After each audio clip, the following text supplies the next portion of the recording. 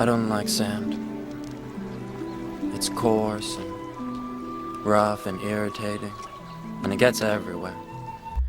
And welcome in everybody back to the Jackers YouTube channel. I'm Jackers, and today we will be doing part 2 of the Rise of Skywalker movie review series, part 2 is Attack the Clones. Last week we did Phantom Menace, and after the last video you probably think it couldn't get any worse than the Phantom Menace. Now, you should be right, but you're actually wrong, and you're very wrong in my personal opinion, as you'll find out later. And just a quick little thing before I start, after the last video I realized that it was way too long. Summary was way too long. I need to cut it down, so that's what I'll be doing. Summary way shorter, much shorter, digestible video. And with all that said, let's get started with the summary. We open up to the Naboo starship being blown up on Coruscant. Thankfully, now Senator Amidala was not on board. Palpatine then meets with the Jedi and the representatives from Naboo. He wants Obi-Wan to act as security for Padme until they find who is trying to kill her. This takes us to our first look at the new Anakin, 10 years older than the last time we saw him. Right out of the gate, we see Anakin going against Obi-Wan and being just really whiny, not doing what Obi-Wan says, and this will appear later in the film as well. And so once Anakin and Obi-Wan meet with Padme, they discuss trying to discuss security measures, and Anakin wants to find out who the assassin is, which is opposed to what Obi-Wan wants, is just to act as security. So while waiting, we learn that Anakin is having nightmares about his mother, which will set things up for later in the film. Now finally, the assassin strikes the sleeping Padme, and Obi-Wan and Anakin sprint into the room, sensing that there is danger. Anakin kills the 2 bugs that were placed in Padme's room, and Obi-Wan leaps through the window, grabbing onto the droid that placed the bugs there.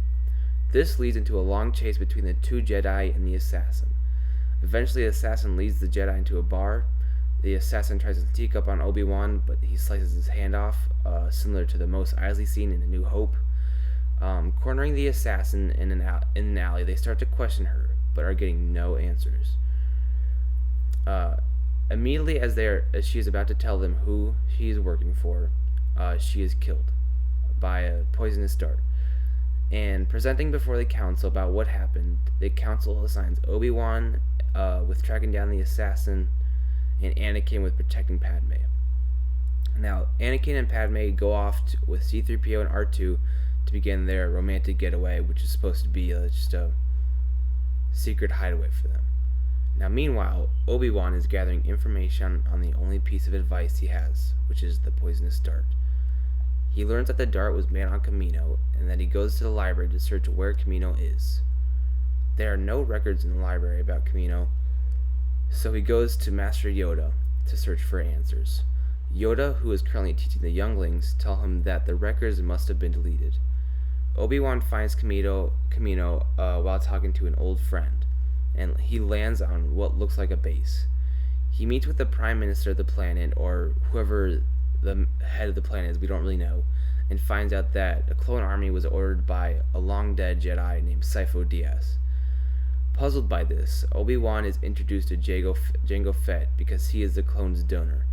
Kenobi senses that Jango is behind the assassination of Padme, but does not immediately attack him. As Jango and Boba, who is Jango's son, are leaving, Kenobi rushes after them and engages with Jango in a fight. This fight lasts a couple minutes and is pretty cool, if you ask me, and ends with Jango flying off in his ship with Boba. Back on Naboo, Anakin senses that his mother is in danger, so him and Padme go back to Tatooine in search for her. Anakin finds Watto and asks him where his mother is. Watto responds by saying that he sold her to a guy named Klieg Lars. And we return to Obi-Wan being chased by Jango in an asteroid field. Obi-Wan escapes and follows Boba to Geonosis. Now back on Tatooine, Anakin finds Lars and asks him about his mother. He said that he hasn't seen her in a while, and Anakin starts to search for her. While Anakin is searching for his mother, Obi-Wan sneaks into a secret separatist meeting while following Jango Fett. Anakin finds his mother dying in a Tusken Raiders village. Enraged by this, Anakin kills the whole village and returns with his dead mother and buries her. Now, after this, we start to see the dark side come out in Anakin. This is the first step to darkness. And now Anakin. Oh, sorry. We also, after this, Kenobi is captured, and Anakin and Padme go after him. We also get our first look at Count Dooku on Geonosis talking to Obi-Wan. While in the process of trying to rescue Obi-Wan, Anakin and Padme are both captured, and all three of them are put in the gladiator ring, or what is supposed to be a gladiator ring. So the three of them start battling all these different types of monsters and aliens when they are saved by dozens of Jedi, including Mace Windu. So now it's an all-out battle between droids and Jedi. Mace Windu, he jumps down from the terrace, and Jango Fett follows him. This leads to Jango Fett battling against Windu, and Jango obviously quickly loses because Mace is the most powerful Jedi. The clones and Yoda show up and rescue them and fly away. After the gladiator ring, the clones have a massive battle against the droids, which the clones end up winning. This leads us to the climax of the film, the lightsaber battles between Dooku and the Jedi. Now there are 3 Jedi that individually, keyword individually, face off against Dooku. They are Kenobi, Anakin, and Yoda at the very end. None of the lightsaber battles end with any casualties, as Dooku narrowly escapes in his ship. Now back on Coruscant, Yoda announces that the Clone Wars have begun. And then the very final scene is Padme and Anakin having a secret wedding ceremony. Okay, so now to the analysis of this movie. So with the good, I wrote down 3 things. One was the action. I thought the action, for being 2000 or whenever, early 2000s, whenever this movie came out, to be pretty good. That'll also play into the bad, but as you'll see later. But I think like the lightsaber battle was very good. I would have liked to have maybe like at least Obi-Wan and Anakin facing off against Dooku at the same time, which we'll obviously see in the next film. But I just thought it was a missed opportunity to have them all face Dooku individually when you could have even all 3 of them facing against him, which would have been pretty cool.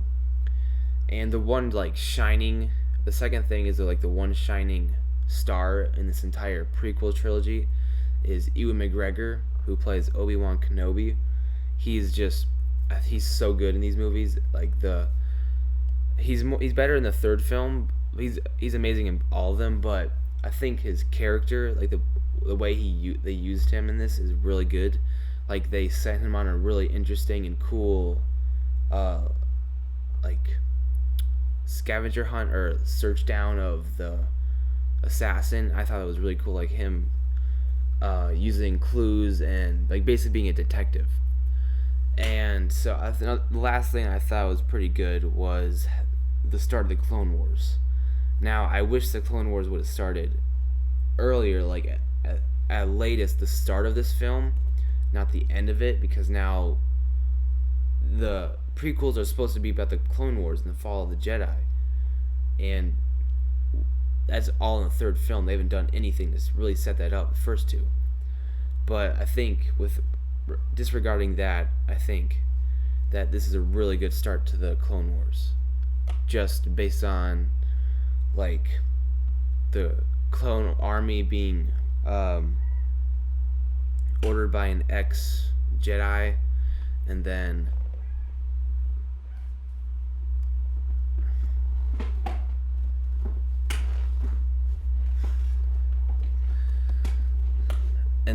just to have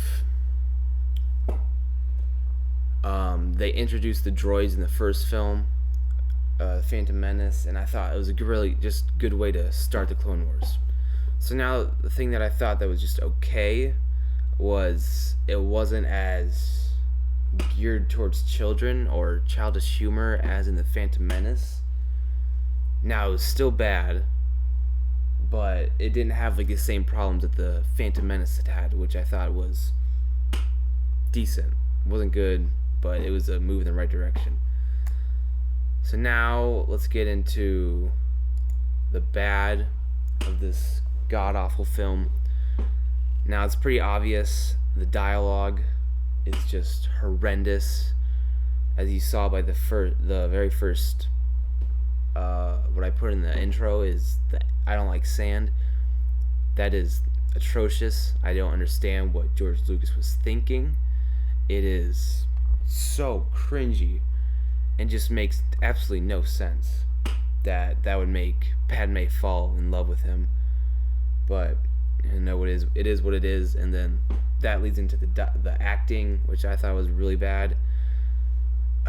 Just it seemed like, I don't know, rewatching it just seemed like everybody's delivery was just off.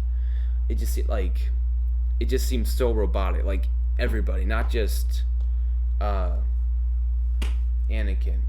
or Hayden Christensen, but it just seemed like everybody was just off and just robotic. The response was robotic. I don't know what's going on, but I thought the acting was horrible. And then the final thing that I thought was really bad is the massive overuse of CGI. Now they can get away with it nowadays because the CGI is so good. It's basically lifelike. Like you can't tell the difference nowadays almost. But back in like 2000, there was a major difference between reality and CGI, and you could tell by this film. I don't know what George Lucas's thing is with CGI, but he just loves it to death, live or die on it. And it really showed in this movie. It really took me out of the movie, honestly, just because I wasn't even concentrating on the actual movie itself. I was just looking at that looks horrible. It just looks like they're walking in a video game, like a cutscene in a video game on not even 4, PS3. I don't even know. And yeah, overall, I think this is one of the worst, if not the worst, Star Wars film. I do think it's worse than Phantom Menace. That's just my personal opinion. But let me know what you guys think. I don't think there's going to be anybody defending this movie. But yeah, thanks guys for watching, and I'll see you the next time. Peace out.